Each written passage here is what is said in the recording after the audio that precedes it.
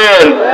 চট্টগ্রাম ১ মিরসরাই আসনে বিএনপির মনোনীত প্রার্থী নুরুল আমিন চেয়ারম্যান পবিত্র হজ ব্রত পালন শেষে আসার পর সোমবার বিকালে মিরসরাই থানা যুবদলের আহ্বায়ক কামাল উদ্দিনের আয়োজনে বড় তাকিয়া বাজারে সংবর্ধনা দেয়া হয়। বিস্তারিত থাকছে চট্টগ্রাম থেকে এম এ কাশেমের প্রতিবেদনে।